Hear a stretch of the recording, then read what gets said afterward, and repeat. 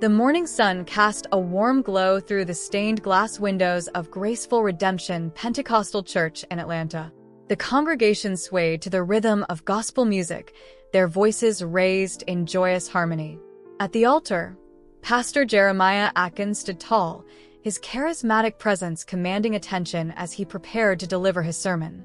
Little did anyone know that this ordinary Sunday service would soon become a scene of shocking violence, forever changing the lives of everyone present.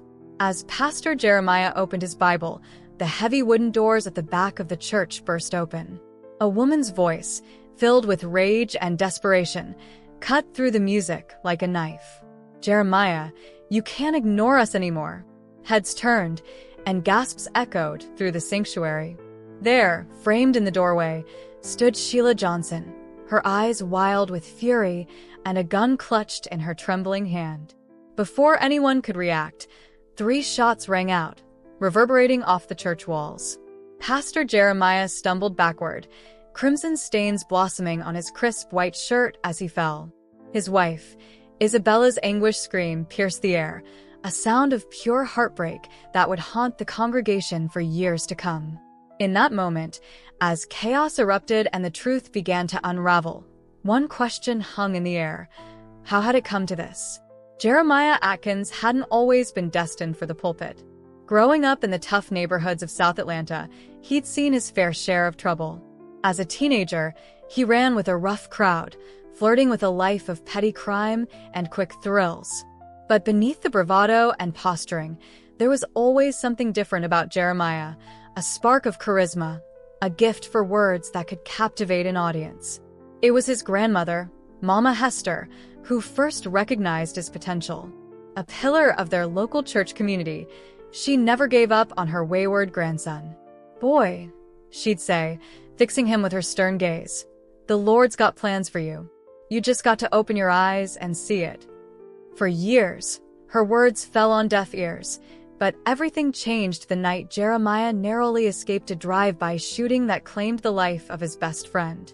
As he knelt on the cold pavement, cradling his dying friend in his arms, something shifted inside him. He felt a presence, a calling he couldn't explain. The next Sunday, to the shock of his family and friends, Jeremiah walked into church of his own accord. He sat in the back pew, tears streaming down his face as the pastor spoke of redemption and second chances.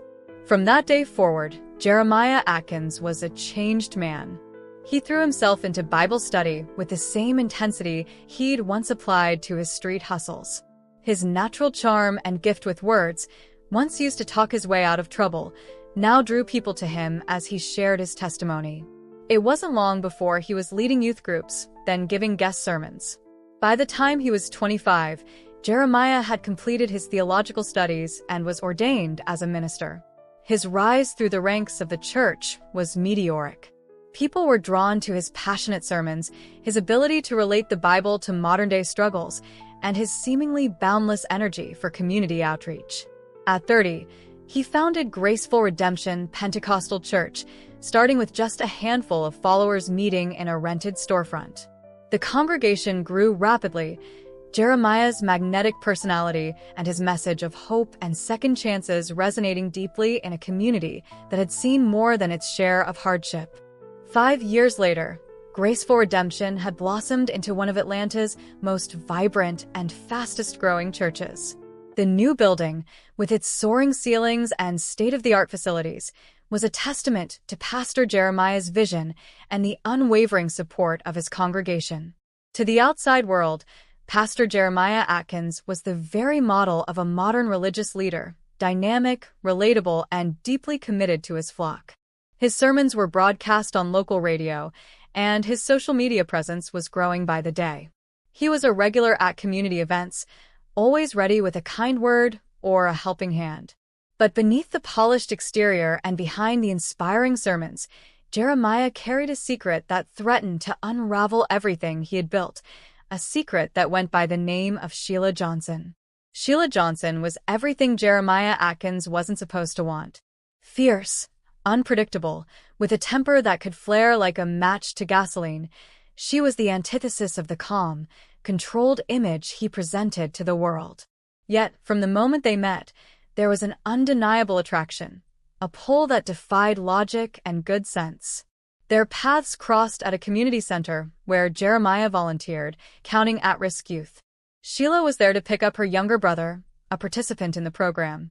She stormed in, all fire and attitude, ready to confront whoever had kept her waiting. But when her eyes met Jeremiah's, something sparked between them. Jeremiah, still a few years away from founding his church, was immediately drawn to Sheila's raw energy and unapologetic nature. She, in turn, was intrigued by this man who exuded an aura of peace and purpose she'd never encountered before. Their relationship ignited quickly, burning hot and fast. Sheila was unlike anyone Jeremiah had ever known. She challenged him, pushed him out of his comfort zone, and made him feel alive in ways he'd forgotten were possible. For a time, he convinced himself that this was what he needed, someone to keep him grounded, to remind him of the world he'd left behind. But as weeks turned to months, the cracks began to show. Sheila's temper, which had at first seemed exciting, became increasingly problematic. She was possessive, prone to jealous outbursts that left Jeremiah walking on eggshells. More than once, he found himself covering bruises and making excuses to concerned friends about the scratches on his arms. Still, he couldn't bring himself to end things. There was a vulnerability beneath Sheila's tough exterior, a need for love and acceptance that resonated with Jeremiah's own past. He told himself he could help her, that with enough patience and understanding, she would change. Then came the night that changed everything. After a particularly heated argument, Sheila stormed out of Jeremiah's apartment. Hours later, he got a call from the hospital. Sheila had been in a car accident. She was okay, but there was more. She was pregnant.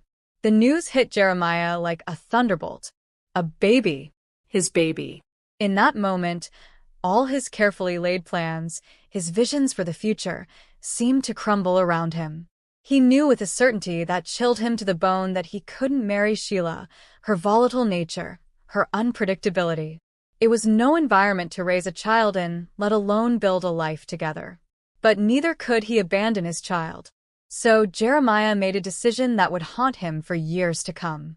He would support Sheila and the baby financially, but keep them separate from his public life. It was a compromise that satisfied no one, least of all his own conscience. As Sheila's pregnancy progressed, Jeremiah's star continued to rise in the church community he founded. Graceful Redemption poured all his energy into building his congregation and crafting his public image, all the while keeping Sheila and their child a closely guarded secret. They met in out-of-the-way places, always looking over his shoulder. Sheila, for her part, alternated between rage at being kept hidden and a desperate hope that Jeremiah would change his mind. The birth of their daughter, Zoe, only complicated matters further. Jeremiah was moved beyond words when he held his child for the first time, but it also cemented his resolve. He couldn't let his past mistakes derail the good work he was doing, the lives he was changing through his ministry.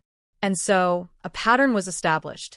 Jeremiah lived two lives, the public face of graceful redemption and the secret father who paid visits laden with guilt and cash. Sheila was trapped in a limbo of resentment and dependence, watching from the shadows as the man she loved became a celebrated figure, always just out of her reach. It was an untenable situation, a powder keg waiting for a spark. And that spark would come in the form of Isabella, the woman who would become Jeremiah's wife and unwittingly set in motion a chain of events that would end in bloodshed on the altar of graceful redemption. Isabella Green was everything Sheila Johnson was not. Gentle, soft-spoken, with a serene presence that seemed to calm everyone around her, she embodied the kind of partner Pastor Jeremiah believed he needed, for himself and for his growing congregation. They met at a regional church conference where Jeremiah was a guest speaker. Isabella, a devoted member of her own church and active in various ministry programs, was immediately drawn to the charismatic young pastor. His words seemed to speak directly to her heart, igniting a passion for service she'd always felt but never fully expressed. For Jeremiah, Isabella represented a chance at the life he'd convinced himself he deserved, a life free from the chaos and unpredictability that characterized his relationship with Sheila. Isabella's unwavering faith, her gentle spirit, and her genuine desire to serve others aligned perfectly with the image he was cultivating as the leader of Graceful Redemption. Their courtship was a whirlwind of shared prayers, long conversations about faith and purpose, and dreams of building a powerful ministry together. Isabella saw in Jeremiah a man of God, someone who had overcome a troubled past to become a beacon of hope for others. She felt blessed to be chosen by such a man, never suspecting the secrets that lay beneath his polished exterior. For Jeremiah, guilt nagged at him. Even as he fell deeper in love with Isabella, he knew he should tell her about Sheila and Zoe, but fear held him back. Fear of losing everything he'd worked for, fear of disappointing the woman who looked at him with such adoration and respect. So he convinced himself that his past was just that, a past. That moving forward with Isabella was God's plan for his life. Their wedding was the event of the season in Atlanta's church community. Graceful Redemption was packed to the rafters as Pastor Jeremiah and Isabella exchanged vows before God and their congregation. The couple seemed to glow with happiness and purpose, a shining example of Christian love and partnership. As Isabella settled into her role as the pastor's wife, she threw herself into the work of the church with boundless enthusiasm. She started new outreach programs, counseled young couples, and became a beloved figure in her own right among the congregation. Her genuine warmth and compassion complemented Jeremiah's dynamic preaching style perfectly. Together, they were a power couple in the truest sense. Graceful Redemption flourished under their leadership, expanding its reach and influence throughout Atlanta and beyond. They were featured in Christian magazines, invited to speak at conferences, and held up as role models for young people in the community. But even as Jeremiah basked in the glow of his picture-perfect life, the shadow of his past loomed ever larger. Sheila, watching from afar as the man she considered hers built a life with another woman, grew increasingly bitter and unstable. The payments Jeremiah sent for Zoe's care were no longer enough to placate her. She wanted more money, more time, more acknowledgement. Isabella, blissfully unaware of the storm brewing just out of sight, continued to support her husband in all his endeavors. She noticed occasional moments of distraction or worry in Jeremiah's demeanor but attributed them to the stress of leading such a large and growing congregation. Her faith in him never wavered. As months turned to years, Jeremiah found himself trapped in an increasingly precarious balancing act. On one side was his thriving ministry and devoted wife. On the other, a volatile ex-lover and the daughter he saw only in secret. He told himself he was doing the right thing by keeping these two worlds separate, protecting everyone involved. But with each passing day, with each lie of omission to Isabella and each tense, furtive meeting with Sheila, the weight of his deception grew heavier. Jeremiah began to withdraw, spending long hours alone in his study, ostensibly working on sermons, but in reality grappling with the moral quagmire of his own making. Isabella sensed her husband's growing distance and redoubled her efforts to support him. She organized prayer circles, took on more responsibilities at the church, anything to ease the burden she imagined he carried as a spiritual leader. Her unwavering devotion only deepened Jeremiah's sense of guilt and unworthiness. As pressure mounted from both sides, Sheila's increasing demands and Isabella's concerned attentiveness, Jeremiah felt the carefully constructed walls of his double life beginning to crumble. He knew in his heart that a reckoning was coming, but he couldn't have imagined the violent form it would take or the devastating consequences it would have for everyone he loved. The stage was set for a confrontation that would shake Graceful Redemption to its very foundations and force long-buried truths into the unforgiving light of day. The cracks in Pastor Jeremiah's carefully constructed facade began to show on a warm Sunday in late spring. The church was buzzing with excitement over the upcoming anniversary celebration, marking 5 years since Graceful Redemption's founding. Isabella had thrown herself into the planning, coordinating volunteers, arranging for guest speakers, and organizing a community outreach event to coincide with the festivities. Jeremiah, however, seemed distracted and on edge. His sermons, usually delivered with passionate conviction, felt flat and uninspired. Isabella noticed dark circles under his eyes and a tightness in his shoulders that spoke of sleepless nights and heavy burdens. "Is everything all right, my love?" she asked one evening, her voice soft with concern. "You seem distant lately." Jeremiah forced a smile that didn't quite reach his eyes. "Just feeling the weight of responsibility, dear. This anniversary is a big milestone for us. I want everything to be perfect." Isabella wasn't entirely convinced but nodded, squeezing his hand reassuringly. "We're in this together. Remember, whatever burdens you're carrying, let me help bear them." Her words meant to comfort only intensified the guilt churning in Jeremiah's gut. If only she knew the true nature of the burden he carried. Unbeknownst to Isabella, Jeremiah's world was unraveling rapidly behind the scenes. Sheila had become increasingly erratic in her demands. No longer satisfied with the monthly payments or the occasional visits, she wanted more money, more time with Jeremiah, more acknowledgement of her place in his life. Their most recent meeting had ended in a screaming match, with Sheila threatening to expose everything to the church if Jeremiah didn't leave Isabella and publicly claim her and Zoe as his family. "You can't keep us hidden forever." Jeremiah, Sheila yelled, her eyes wild with a mixture of pain and rage. "I'm tired of being your dirty little secret. Either you man up and do right by us, or I swear to God, I'll burn your whole perfect life to the ground." Jeremiah had left that encounter shaken to his core. He knew Sheila well enough to know she wasn't bluffing. The careful balance he'd maintained for years was teetering on the brink of collapse. As the anniversary celebration drew nearer, Jeremiah's behavior became increasingly erratic. He canceled meetings last minute, disappeared for hours without explanation, and snapped at church staff over minor issues.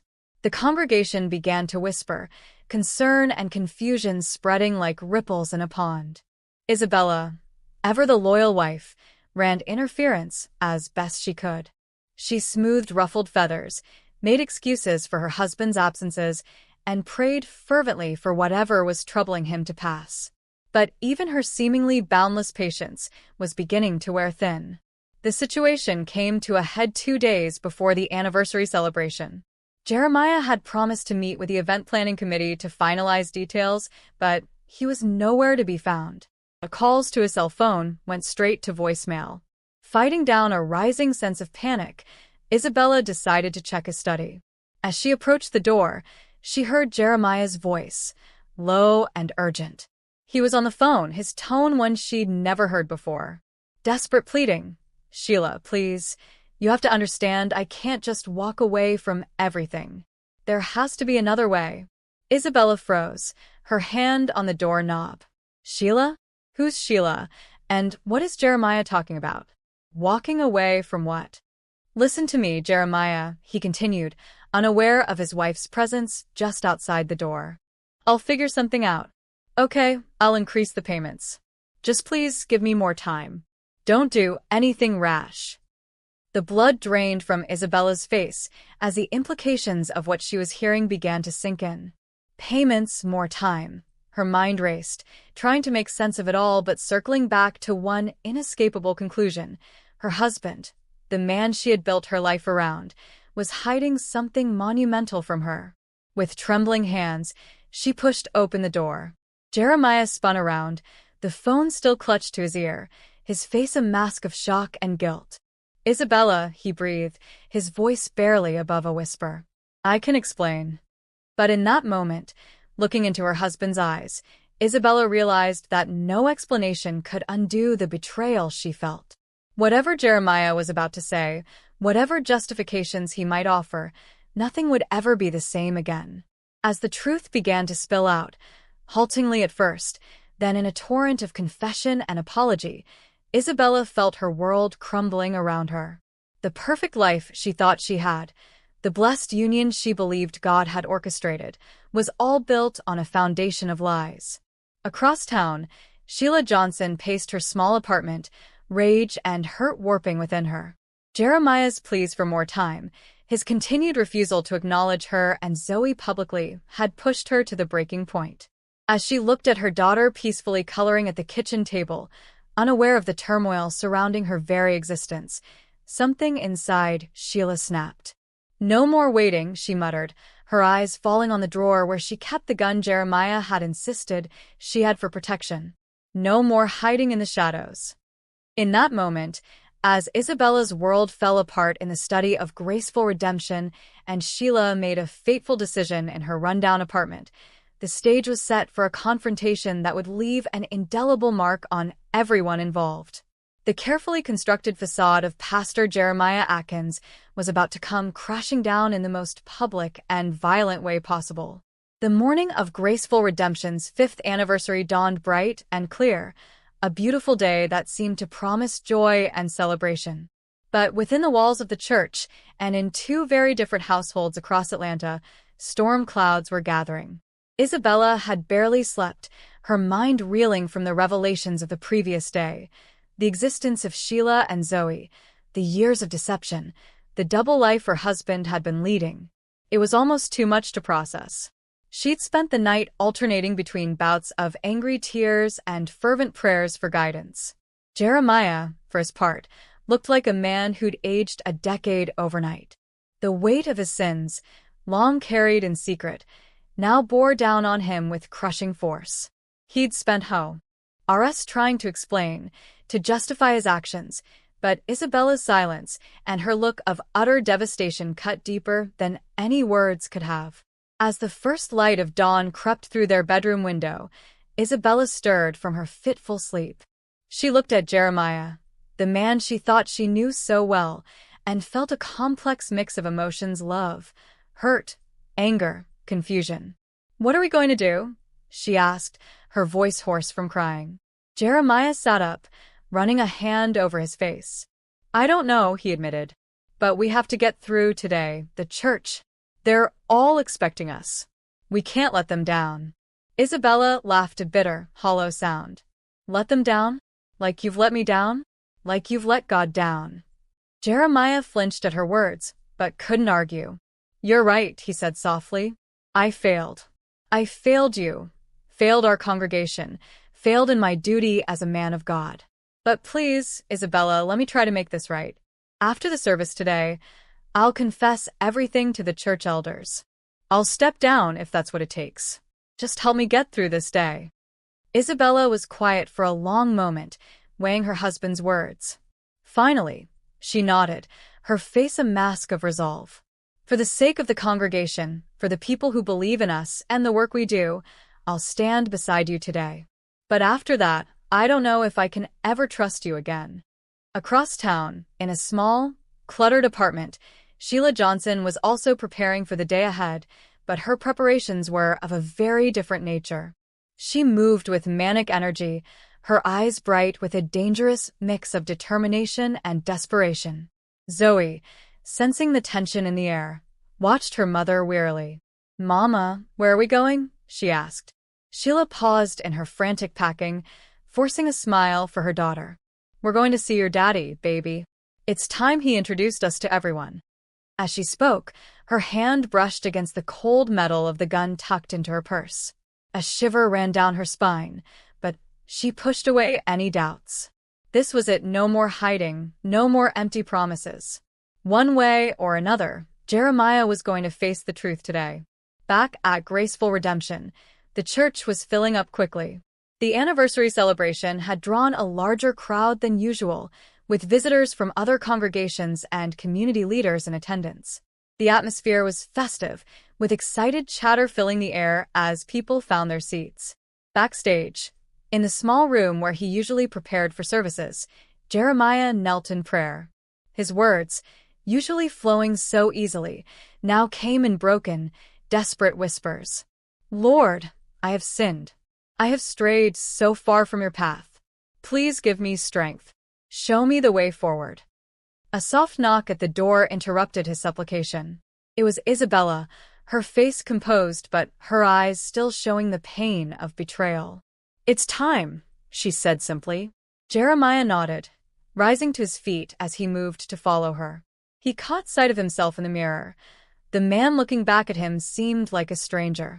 Hollow-eyed, burdened, a far cry from the confident, charismatic leader his congregation knew. Taking a deep breath, he stepped out onto the stage.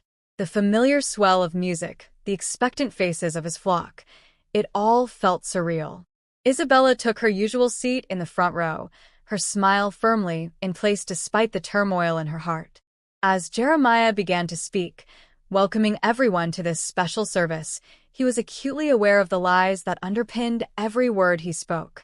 He talked of God's faithfulness, of the blessings bestowed upon Graceful Redemption over the past 5 years, all while knowing that his own faithlessness threatened to bring it all crashing down.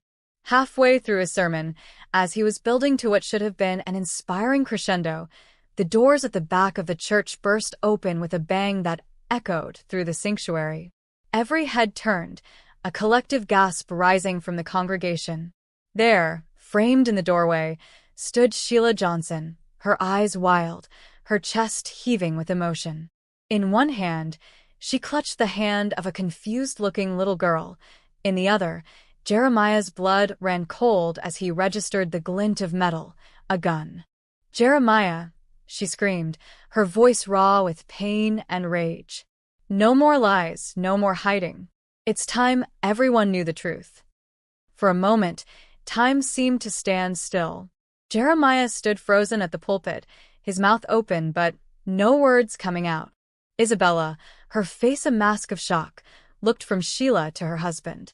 The full reality of the situation crashed down on her. Then, in a blur of motion and sound, chaos erupted. Sheila began to move down the aisle, the gun now raised and pointed directly at Jeremiah. People scrambled to get out of her way, screams and shouts filling the air. Some ran for the exits, while others seemed paralyzed with fear. "Please, Jeremiah."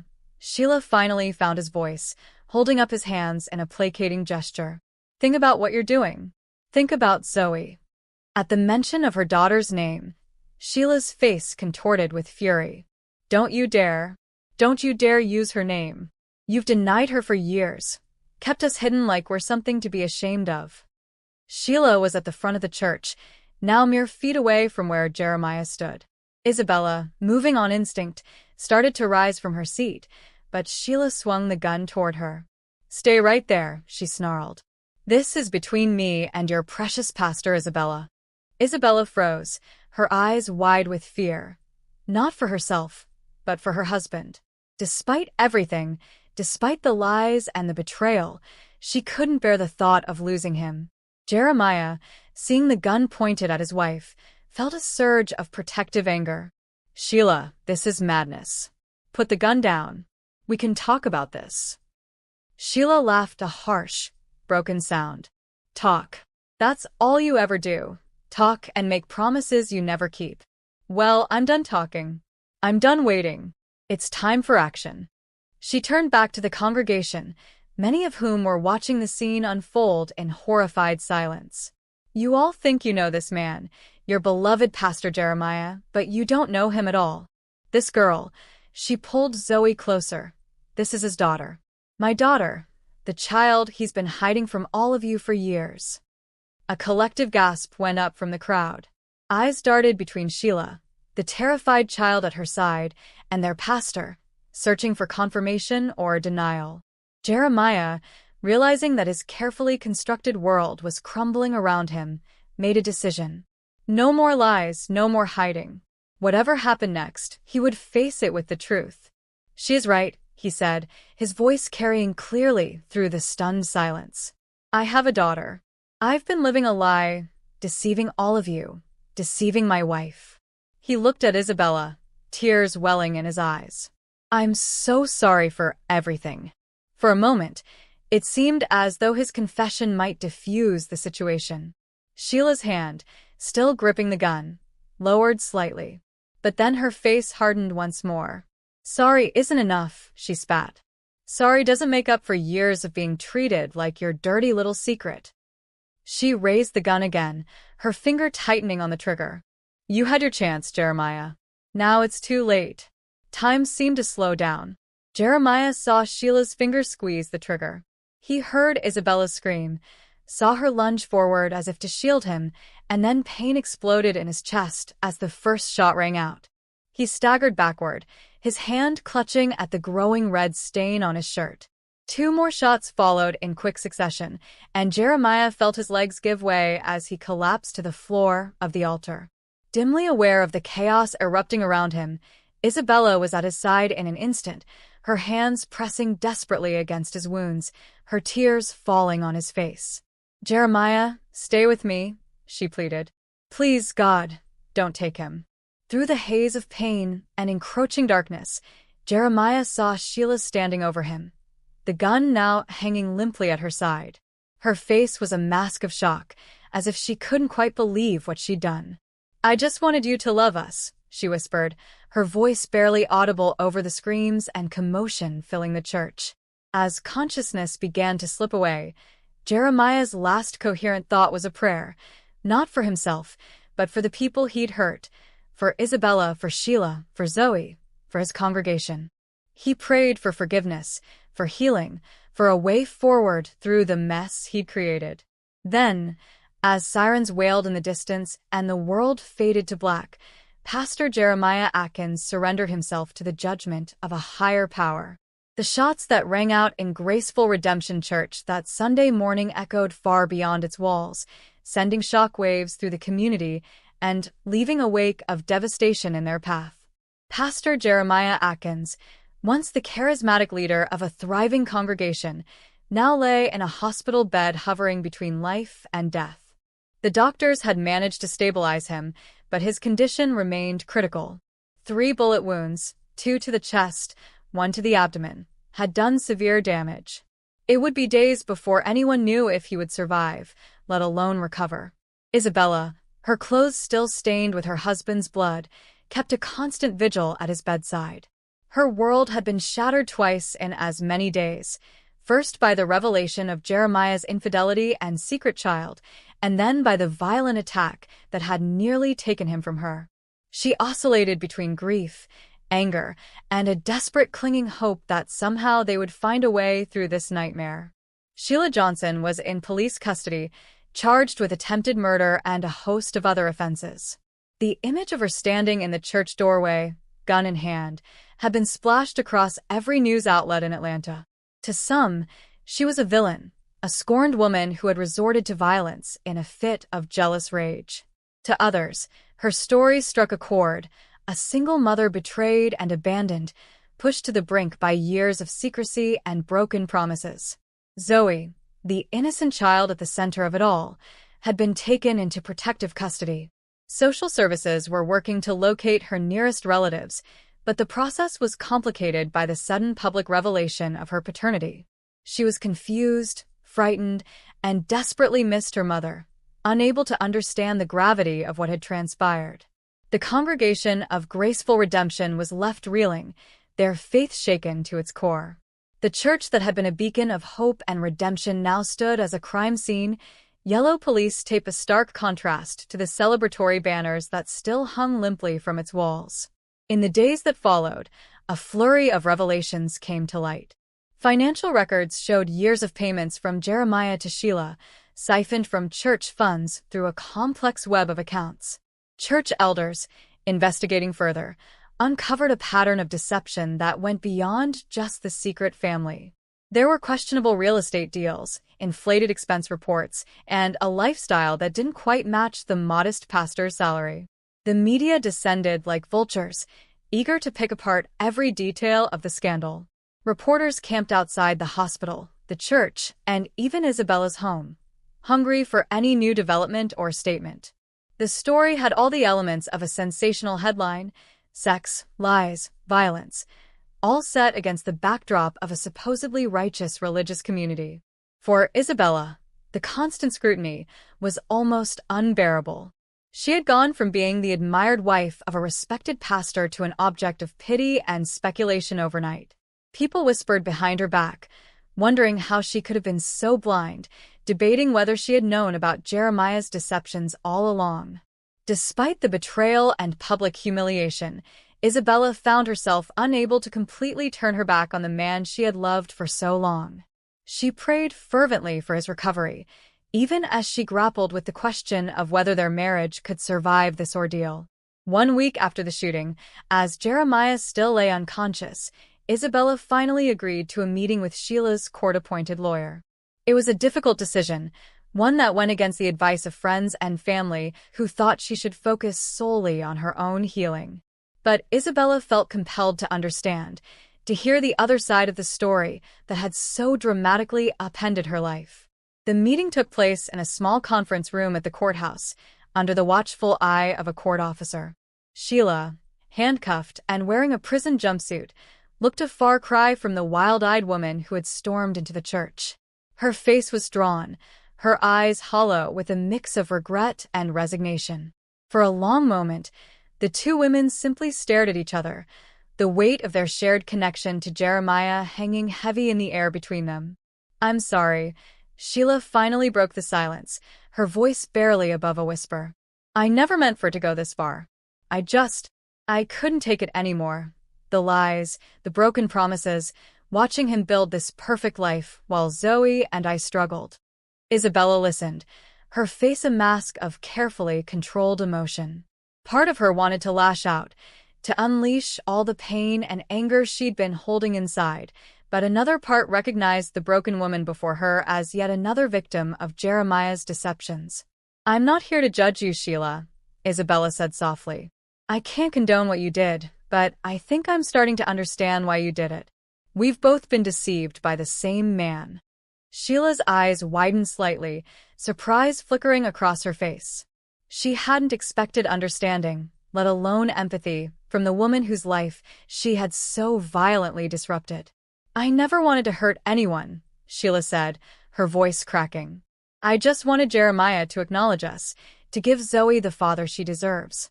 But every time I threatened to tell the truth, he'd make more promises, send more money, and nothing would change." Isabella nodded slowly, pieces of the puzzle falling into place. "How long?" she asked. "How long has this been going on?" Isabella pressed. Sheila sighed, her shoulders sagging. "We met before he founded the church. Before you. Zoe was born just after Graceful Redemption opened its doors for a while. I thought he'd leave it all behind for us, but then he met you, and suddenly we were a problem to be managed, not a family to be embraced." The weight of this revelation hit Isabella hard. Her entire relationship with Jeremiah, the foundation of their life together, had been built on a lie. She felt a fresh wave of anger, not just at her husband but at the circumstances that had brought them all to this point. "What happens now?" Isabella asked more to herself than to Sheila. Sheila shook her head, tears welling in her eyes. "I don't know. I've ruined everything. Zoe. Oh God. What have I done to my baby girl?" For the first time since the shooting, Isabella felt a spark of purpose ignite within her. Whatever sins Jeremiah and Sheila have committed, whatever pain they've caused, there is an innocent child caught in the middle of it all. Zoe shouldn't suffer for the mistakes of her parents. "Isabella," Sheila responded, her voice tinged with disbelief, "why would you do that after everything?" Isabella met her gaze steadily. "Because it's the right thing to do. And because, in a way, we're connected now, not just through Jeremiah but through this shared experience of betrayal and pain. We can let it destroy us, or we can find a way to move forward." As the meeting drew to a close, both women felt the weight of unspoken questions and uncertain futures. But there was also a glimmer of something else, a tentative understanding, a shared resolve to find healing not just for themselves, but for the innocent child caught in the crossfire of adult mistakes. Outside the courthouse, reporters clamored for a statement, cameras flashing as Isabella emerged. But for the first time since the scandal broke, she faced them with a sense of calm determination. "I have no comment at this time," she said firmly. "But I ask that you respect the privacy of all involved, especially the children affected by this situation. Thank you." As she walked away, head held high, Isabella felt a subtle shift within herself. The path ahead was far from clear, but she was no longer simply a victim of circumstances. She was a woman determined to forge her own way forward, to find redemption not in the hollow promises of a flawed man but in her own capacity for compassion and resilience. Back at the hospital, Jeremiah Atkins lay still, machines beeping a steady rhythm around him. His physical wounds were slowly healing, but the true extent of the damage he had caused to his family, his congregation, and his own soul was yet to be fully revealed. As he hovered between life and death, the world he had so carefully constructed continued to unravel, leaving those he had hurt to pick up the pieces and find their own paths to healing and redemption. As days turned into weeks, the scandal surrounding Graceful Redemption Church continued to unfold, revealing layers of deception that went far beyond Jeremiah's secret family. The church elders, working in conjunction with forensic accountants, uncovered a web of financial irregularities that painted a damning picture of their once beloved pastor.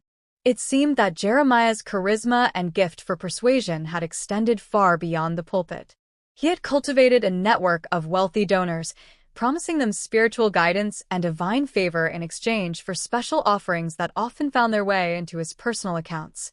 The money trail led to offshore bank accounts, luxury purchases carefully hidden from public view, and a series of real estate investments that had nothing to do with church business. For the congregation, each new revelation was another blow to their faith and trust. Many struggled to reconcile the man they had admired and followed with the fraudster now being exposed in the media. Some clung desperately to their belief in Jeremiah's essential goodness, convinced that there must be some explanation, some justification for his actions. Others felt betrayed and angry, their faith not just in their pastor but in the entire institution of the church shaken to its core. Isabella, still reeling from the personal betrayal, found herself thrust into a leadership role she had never anticipated. With Jeremiah still unconscious and the church in chaos, she became the de facto spokesperson, working tirelessly to hold the community together and to ensure that the charitable works of Graceful Redemption continued despite the scandal. It was exhausting, often thankless work. She faced skepticism from those who wondered how she could have been unaware of her husband's deceptions and resentment from those who blamed her for not keeping him on a righteous path. But Isabella drew strength from an unexpected source, her growing relationship with Zoe. True to her word, Isabella had taken steps to ensure that Jeremiah and Sheila's daughter was cared for. Working with social services, she had arranged for Zoe to stay with Jeremiah's sister, Angela, a kind-hearted woman who had been as shocked as anyone by the revelations about her brother. Isabella visited Zoe regularly, slowly building a bond with the confused and frightened little girl. She found solace in Zoe's innocence, in the child's ability to find joy even in the midst of upheaval. In caring for Zoe and trying to protect her from the harsh realities of the adult world, Isabella discovered reserves of strength and compassion she hadn't known she possessed. It was during one of these visits, about a month after the shooting, that Isabella received the call she had been both dreading and hoping for. Jeremiah was awake. The hospital room was quiet, save for the steady beep of monitors. When Isabella entered, Jeremiah lay propped up slightly, his face gaunt and pale, a shadow of the vibrant man he had once been. When he saw her, a complex mix of emotions flickered across his face. "Isabella," he whispered, his voice hoarse from disuse, "I didn't think you'd come." She stood at the foot of his bed, arms crossed, her face a carefully composed mask. "I almost didn't," she admitted. "But we have a lot to talk about."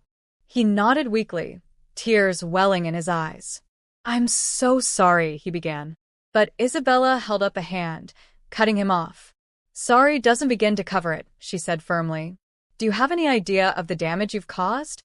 Not just to me, not just to Sheila and Zoe, but to everyone who believed in you, who trusted you." Jeremiah closed his eyes, a tear sliding down his cheek. "I never meant for it to go this far," he said softly. "It started so small, just a little misdirection here, a small omission there. And then it grew. Before I knew it, I was trapped in this web of lies, unable to find a way out without destroying everything." Isabella listened, her heart a battleground of conflicting emotions. Part of her wanted to comfort him, to fall back into the familiar role of supportive wife.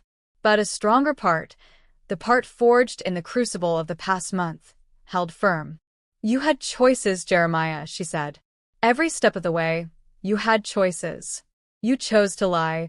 You chose to deceive. You chose to build this house of cards knowing that someday it would all come crashing down. He nodded, not attempting to defend himself. You're right, he admitted. I got lost in the power and the agitation. I convinced myself that I was doing God's work, that the ends justified the means. But in the process, I strayed so far from his path. For a long moment, silence hung between them, heavy with unspoken words and shattered dreams. Finally, Isabella spoke, her voice soft but resolute. I don't know if I can ever forgive you, she said. I don't know if our marriage can survive this. But right now, that's not what matters. What matters is making things right as much as they can be made right. Jeremiah looked at her, a glimmer of his old intensity in his eyes. Tell me what to do, he said. I'll do whatever it takes. Isabella took a deep breath, steeling herself for what she knew would be a difficult road ahead. First, you need to come clean about everything. No more lies, no more half-truths. You owe that to me, to the congregation, to everyone you've deceived. He nodded, a look of both fear and relief crossing his face. And then you need to face the consequences of your actions, legal, financial, moral. It won't be easy, and it won't be quick, but it's the only way forward. Jeremiah closed his eyes, absorbing the weight of her words. When he opened them again, there was a resolve there that Isabella hadn't seen in a long time. You're right, he said softly. It's time to face the truth, no matter how painful. As Isabella left the hospital that day, she felt a strange mix of emotions. There was still anger, still hurt, still a deep sense of betrayal, but there was also a glimmer of something else. Not forgiveness, not yet, but perhaps the first tentative step on the long road to healing. In the weeks and months that followed, the full story of Jeremiah Atkins and Graceful Redemption Church unfolded in a series of painful revelations. There were tearful confessions, legal proceedings, and a media frenzy that seemed to feed on every new detail. Jeremiah, true to his word, held nothing back. He admitted to financial fraud, to years of infidelity, to a pattern of manipulation that had touched nearly every aspect of his ministry. He pleaded guilty to multiple charges, accepting a prison sentence that many felt was too lenient, but which represented a stark fall from grace for the once celebrated pastor. The church itself underwent a painful period of soul-searching and restructuring. Many members left, unable to reconcile their faith with the betrayal they had experienced. But a core group remained, determined to rebuild on a foundation of transparency and genuine service. Isabella, somewhat to her own surprise, found herself at the center of this renewal. Her strength, compassion, and unwavering commitment to the truth earned her the respect and trust of those who stayed. Slowly, painfully, Graceful Redemption began to live up to its name, becoming a place of healing not just for its members, but for the entire community that had been rocked by scandal. At the heart of this storm of redemption and reckoning was Zoe, the little girl who had unknowingly set these events in motion. She became a symbol of hope and new beginnings. Isabella, with the support of Angela and even tentatively Sheila, who was serving her own sentence, albeit a shorter one, worked to create a stable, loving environment for Zoe. It wasn't easy. There were difficult conversations, tears, and moments of doubt. But as the years passed and wounds slowly began to heal, a new kind of family emerged from the ashes of betrayal and violence. It wasn't perfect. It wasn't what anyone had envisioned, but it was real, and it was built on a foundation of hard-earned truth and genuine love. Jeremiah, serving his time and undergoing intensive therapy, watched from afar as his daughter grew and as his former congregation found new purpose. The woman he had wronged so deeply became a pillar of strength for so many. It was a bittersweet reckoning, a daily reminder of what he had lost through his own actions, but also a testament to the resilience of the human spirit and the enduring power of genuine faith and Isabella. She, who had once defined herself primarily as a pastor's wife, discovered a strength and purpose she had never known she possessed.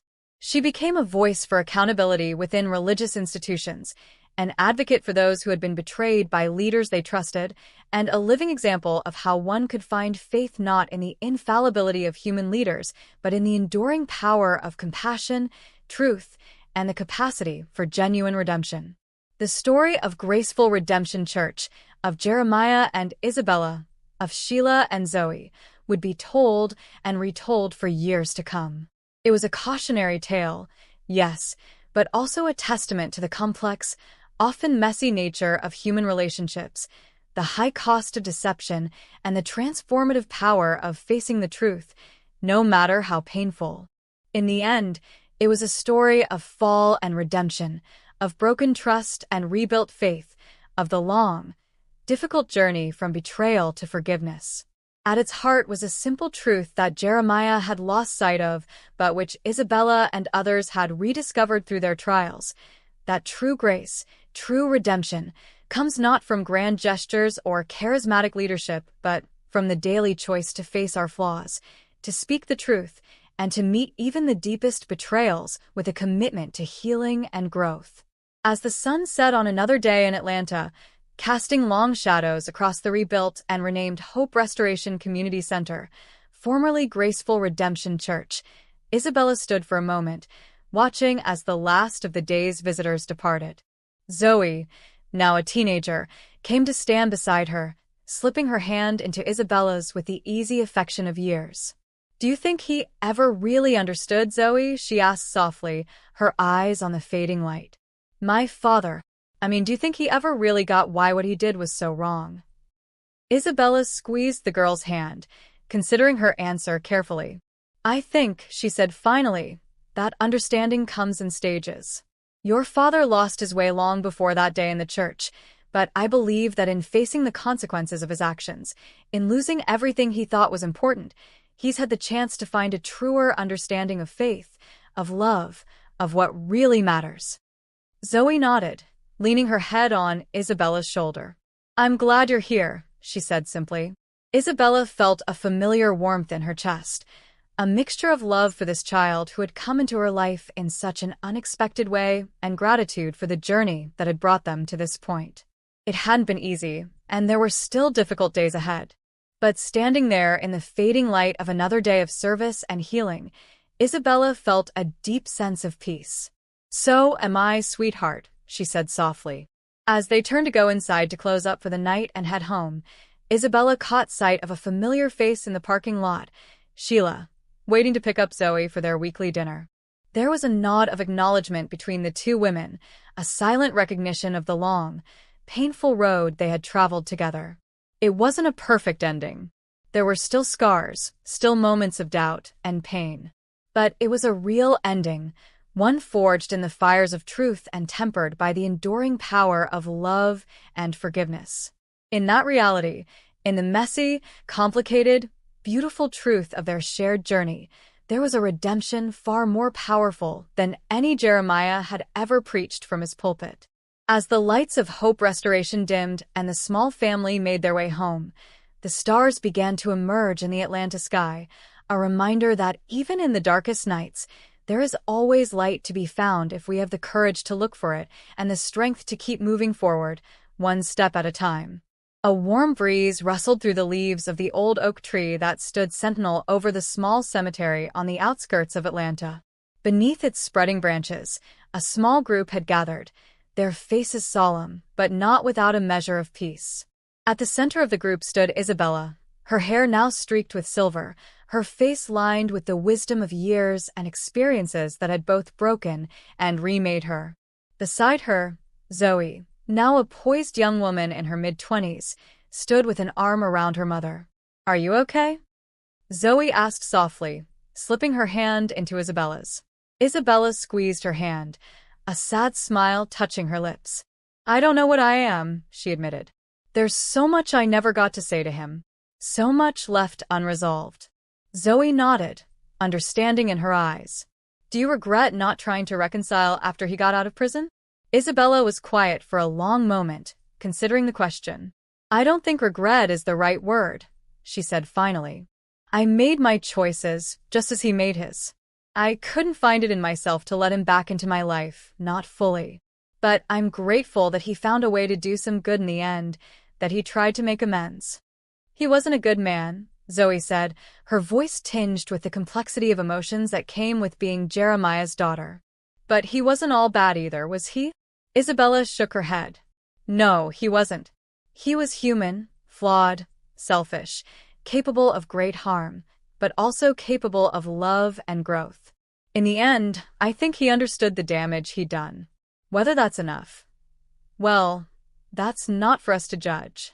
They stood in silence for a while longer, each lost in their own thoughts and memories. Finally, Isabella turned, ready to leave, but Zoe hesitated. She reached into her pocket and pulled out a small, worn Bible. I found this in his things, she explained. It's the one he used in prison. I thought maybe you'd want to have it. Isabella took the book, running her fingers over the cracked leather cover. She opened it carefully, and a slip of paper fell out, a handwritten note in Jeremiah's familiar scrawl. With trembling hands, she unfolded it and read, Isabella, I know these words can never undo the hurt I've caused, but I need you to know that you were the best thing that ever happened to me. I lost my way, lost sight of what truly mattered, and in doing so, I lost the most precious gift God ever gave me, your love and trust. I don't ask for forgiveness. I don't deserve it. But I want you to know that the work you're doing, the lives you're changing, it's everything I once dreamed of for our ministry. You've taken our broken dreams and built something beautiful from the pieces. I am more proud of you than I can ever express and more grateful than you will ever know for the way you've cared for Zoe. You are the truest example of God's love and grace that I have ever known.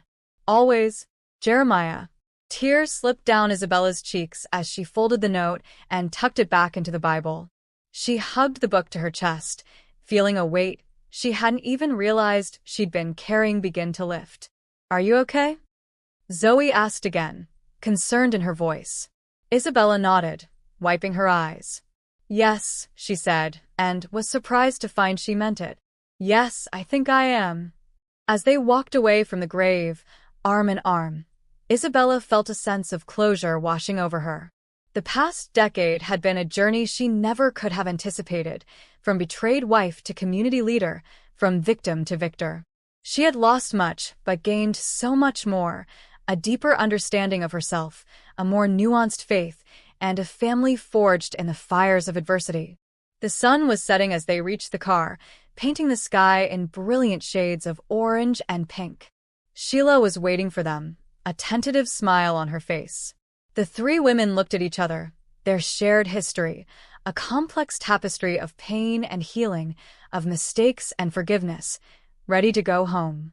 Let's go home, Sheila asked softly. Isabella nodded, a genuine smile spreading across her face. Yes, she said. Let's go home.